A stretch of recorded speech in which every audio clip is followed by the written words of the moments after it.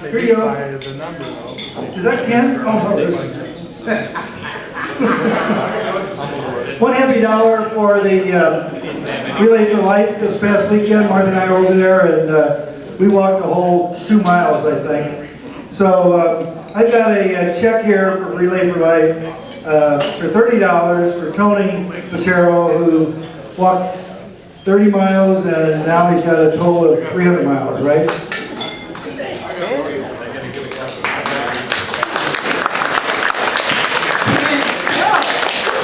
How you doing? I'm Roger. Lines does tell lines to guess. I've got a happy dollar. Just have a promotion. I'm tickled pink to have Sandy B here with us today where our Squirrel Fest is coming up. Make sure you don't mess with her tail when he comes by. Like that.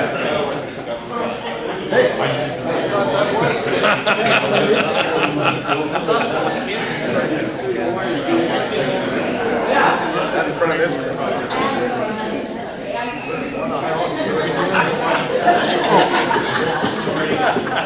Here's a cute button. President Doug, Lions guest. I got the right one. This I probably won't make it next Tuesday. I thought I better pay today. The next Tuesday will be our 69th anniversary.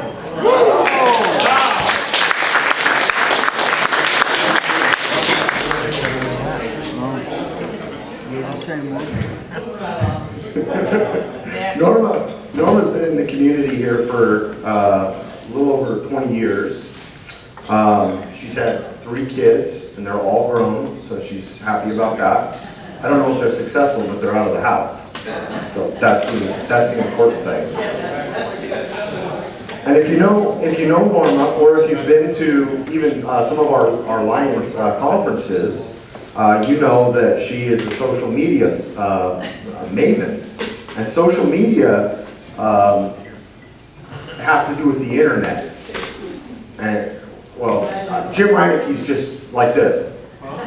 So I'm trying to explain it. It has to do with the interwebs. The word maven. And you like that? Maven's a good word. In proper context.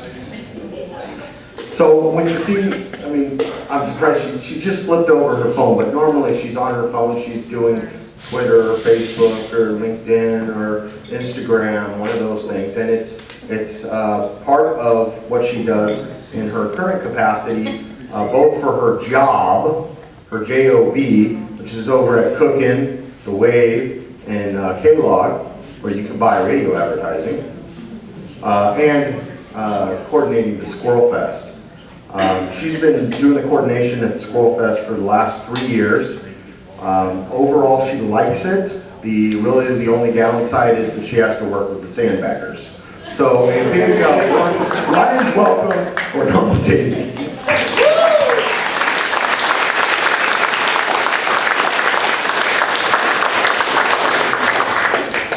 Wow, with an introduction like that, where do you go?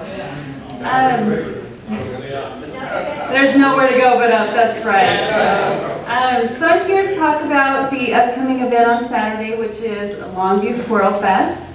And I'm pretty sure if there's anybody in this room that has not heard of it, you just haven't been out and about, would be my guess. So you met Sandy B. McNutt. He is our mascot for the last 3 years. It wasn't, sorry, Hal. And he has been one of our best marketing pieces for this event. It's been encouraging to see us go through the last 3 years and show up at events with him, and people now recognize, they don't know his name, which is again Sandy B. McNutt, but they do recognize that Sandy is with Squirrel Fest, which is a huge asset to our event because it gives us a visibility when we go places. So, give you a little history about Squirrel Fest. This was an event that was created in the minds of many sandbaggers, probably even started back with Amos Peters when he was thinking of building the Nutty Narrows Bridge 50 years ago. Yeah, they're a little slow on the uptake, and it took them several years to get to the idea of the event, but they're there. So in 2011, we met as a community volunteer group, and I think, I can't even remember how many people were around the table that we met, but we all agreed that this was a good idea for the community and it would help bring economic dollars here for the businesses here, as well as the idea of making this a destination event. So in 2011, we met in, I believe it was March, and we hit the ground running, literally. We put Squirrel Fest on the web and Facebook in late May of 2011, and we put the event on August 6, 2011. So we wasted no time. We scurried around like rabid squirrels and put on an event that brought in, we're guesstimating because there's no way to actually put numbers to our attendees because we don't sell tickets for this event. There's no one gate for them to come into. But we estimate right around 2,000 attendees that had showed up in 2011. With social media, we had about 430 fans on our page, which brought us about, on the day of the event, 840,000 sets of eyes. So what that did for us, not necessarily for event number 1, but for event number 2, we've seen a dramatic increase in attendance. So in 2012, we increased our volunteer committee. We hit the ground, I think, running heavier than ever for 2012's event. And we had a lot more time to plan it than just about 6 months. So it really worked well for 2012. We brought in a lot more sponsors because people really started getting the idea of what we were looking to do. We had released a new Squirrel Bridge in 2011. We have a bridge committee that put out for people to submit designs. The committee voted on the designs, and we unveiled the very second bridge, because our first is the Nutty Narrows, at the 2011 event. It went so well that we decided we would continue that at every event. So in 2012, we had the third unveiling of our bridge, and so now we have 3 Squirrel Bridges that are up. And we are excited to announce that we are releasing a 4th bridge, and we will be doing the unveiling on Saturday at Squirrel Fest. If you're interested on where the bridges are, we do have a map listed on our website, which is lvsquirrelfest.com. And we have one on Olympia Way, which is our original and 50th year bridge, the Nutty Narrows. Our second bridge, which is the Bruce Camp Memorial Bridge, is on Kessler, right by where all of the Go Forth festivities take place. And then our third bridge is the John R. Dick Memorial Bridge over on Nichols in front of Ari Long. Each one is different. We have done these with the idea that we're bringing art to the community. And we've been excited about the different companies that have submitted designs. We already have our 2014 bridge ready to be built and submitted so that we can have that ready to go. And I know that we have others lined up, so I believe that from our bridge committee, we're looking at 2016 design right now, because I know he's looking already at 2015.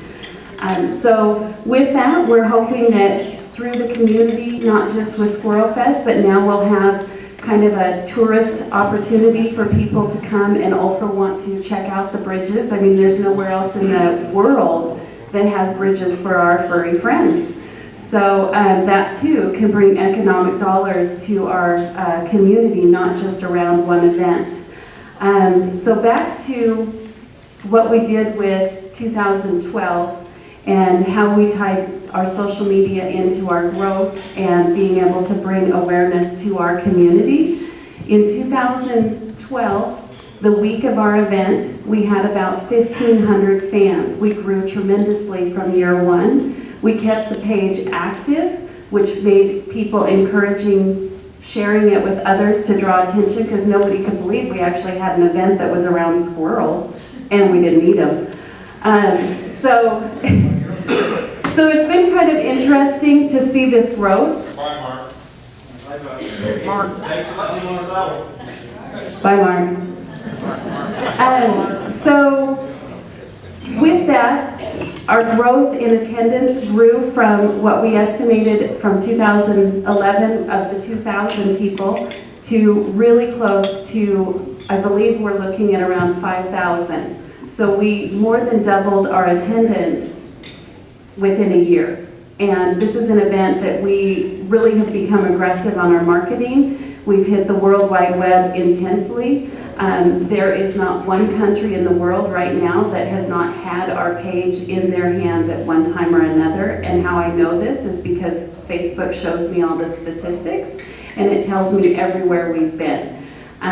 That's exciting, and it's exciting for us because we get people from France and England and Italy that are messaging us saying, well, I can't make it to your event, but what else do you have? We can promote the squirrels, we can promote our community, we can promote the tourism for here, and we get people coming. This year we've had people that have already somewhat RSVP'd telling us they're coming from Canada, from New York, from Florida, from Arizona.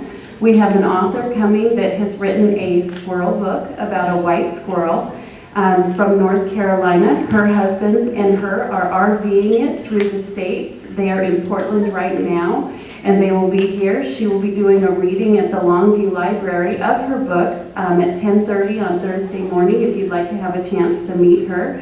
And then she'll also be at the Meet the Author during Squirrel Fest. So we're super excited about the growth, the activity that we've seen, the increase in interest in our community, the fact that we could bring an event in that is just nutty.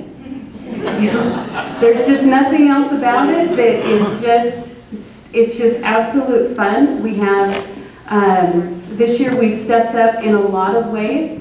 We are bringing in 6 world-class chainsaw carvers that will have an area in the park that will be doing a chainsaw carving show as well as having product for sale. They're going to be doing an auction, which is something we've never done for the carvers.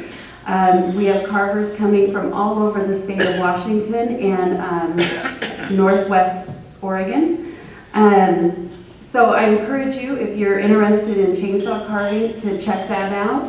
We have several artists. We have 2 stages going on all day long. We have entertainment musicians from local to our headliner that'll be taking the stages all day long. So there literally is something for everyone. If you have grandkids or kids or know kids, or you find kids on the street and you want to give them something to do, you can bring them to Squirrel Fest. There's free activities all day long. We have some amazing coordinators that have helped put the activities together. And again, our purpose of doing this event in the family aspect was to make it free.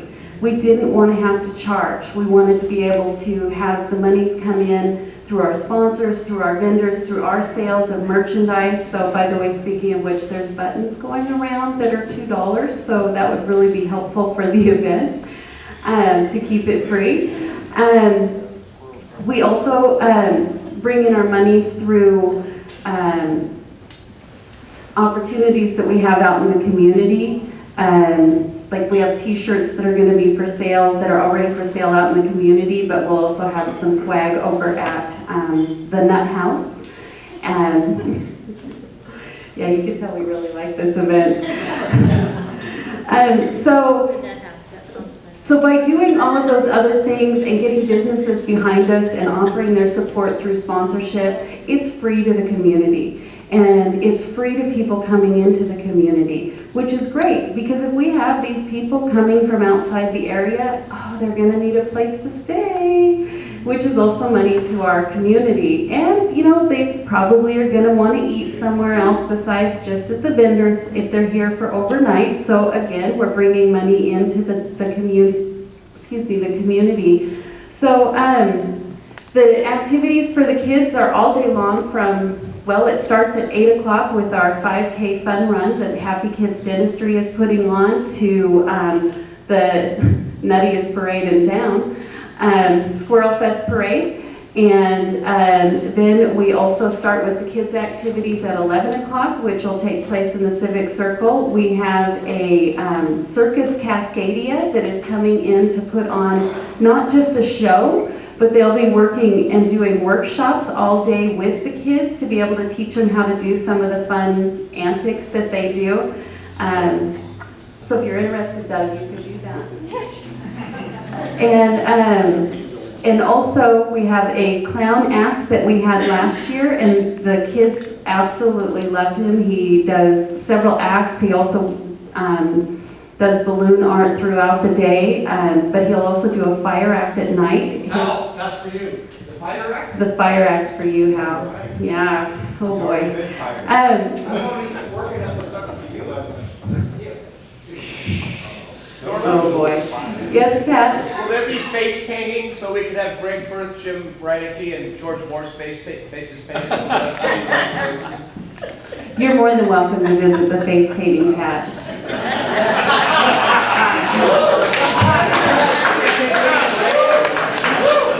So, and then we also have a gentleman coming from the Seattle area for the kids' entertainment that is playing banjo music, which when I seen him and listened to his stuff, it kind of reminded me of like a John Denver with banjo. So it's kind of fun to be able to introduce kids to a lot of different styles of music. And again, like I said, we'll have entertainment going on the large stage as well with other types of music throughout the day and quite the variety of genres. I encourage all of you to come down and check it out and enjoy the fun. And we've ordered nice weather, but not too hot.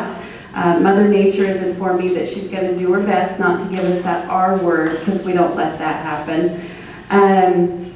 But if you guys have any questions, I'd be more than happy to answer them. But I encourage you to check out our website. It's fun and kind of different, but it kind of fits the mood of the event as well. And that's lvsquirrelfest.com. And if you happen to have a Facebook, like Pat, you can go to LV Squirrel Fest on Facebook and check it out. Any questions?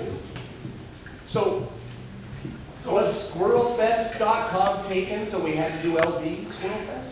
So here's the story behind that, since you brought it up.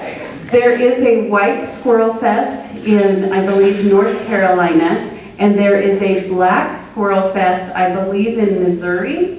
And one of those two have squirrelfest.com taken. And since we are the only Squirrel Fest in the Pacific Northwest and West Coast, we wanted to differentiate and make sure that we were LV for Longview.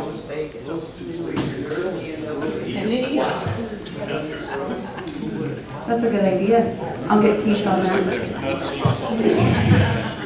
Yes? There's a bit of history that I've wondered over and over about.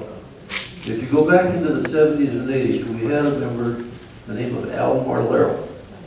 He sold buttons for Go Forth. Okay, he sold a lot of buttons for Go Forth, but he also always carried around nuts to the squirrels, and he had many of them named. Al never had a driver's license, so he walked everywhere unless he learned to ride. And I've often wondered, why doesn't the Nutty Narrows people name one of their bridges after him? That's a good suggestion, and I will definitely take that back to the committee. Thank you.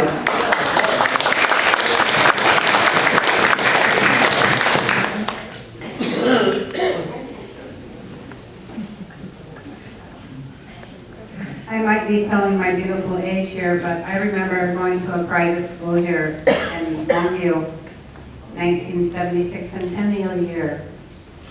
Do you know about that year, how it relates to the bridge? I really do not. I was not here during that time, sorry. Okay, you might want to add this to your history. I was somebody in my class era who won the name for calling that bridge that name, along the Nutty Narrows Bridge. Okay, I will look that up. Look up the Thank you. history of that, and you might want to go back to the LDS, which is the Longview School District, or LSD, I mean. If you want abbreviation, it's Longview School District. I don't want to talk about the NHS, the old natural high school, and the LSD. Anyways, yeah, that's how that name originated for the Nutty Narrows, was as they asked the people who were in grade 5 and 6 to come up with the name, and the best name was the one who won that. Oh, I think funny. I was second runner up, but I didn't get it, but I got second runner up, just honor, but no. Thank you. I've touched this up here. I'm trying to avoid Pat. Anybody? We all avoid that.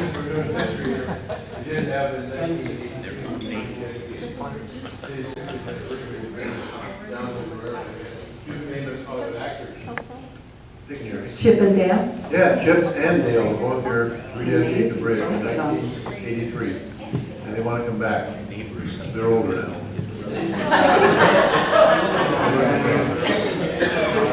It's amazing because they don't look any older. They age better than most.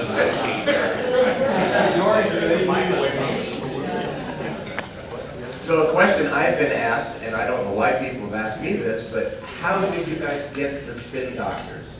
And then they follow up. I just made a phone call, talked to the guys, said, hey, you want to come down? They said, oh, that sounds like fun, let's do it. No. I got some land I could sell you though.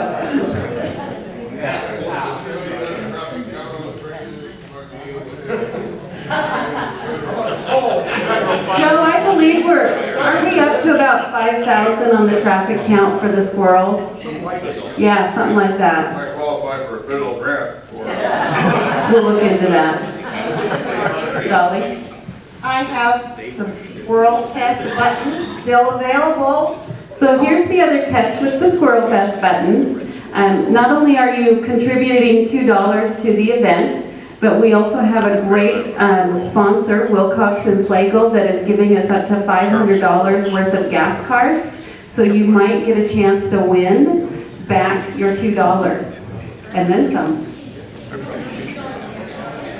The minimum card is 20. Yes.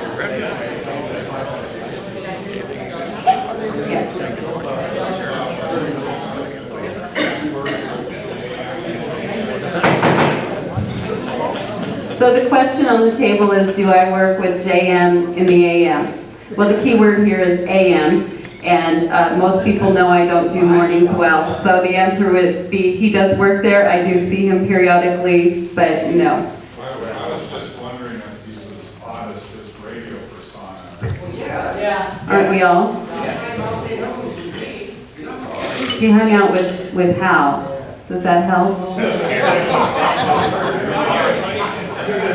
I meant to answer the question. There was another hand? Oh, we don't, isn't there like a quota for questions? Yes, Hal?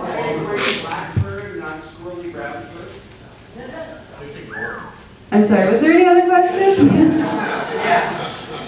Yes, Pat? Will Kayla Cook can be represented in Lions Club now that our friend Tom Iverson is retired to the other side of the river? I believe that's a question for Joel. Yeah, because Joel's buying the station. Oh, no, somebody's been invited numerous times. Have they? I'll talk to them. You had a question back there? No, I just said that Joel Hanson's buying the station from Steve, according to stats. Yeah.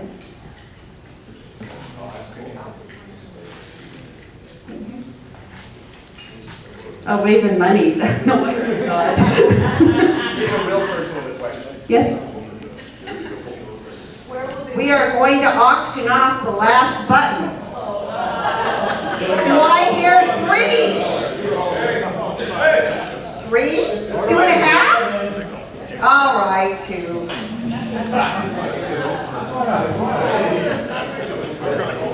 So the drawing for the buttons, and thank you all for your support, by the way.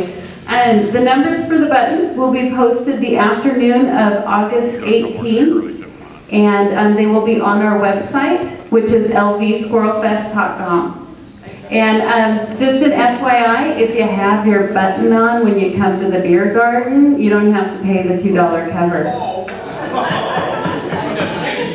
And if you want more buttons, because I have some in case you want to make sure you have some. Thank you.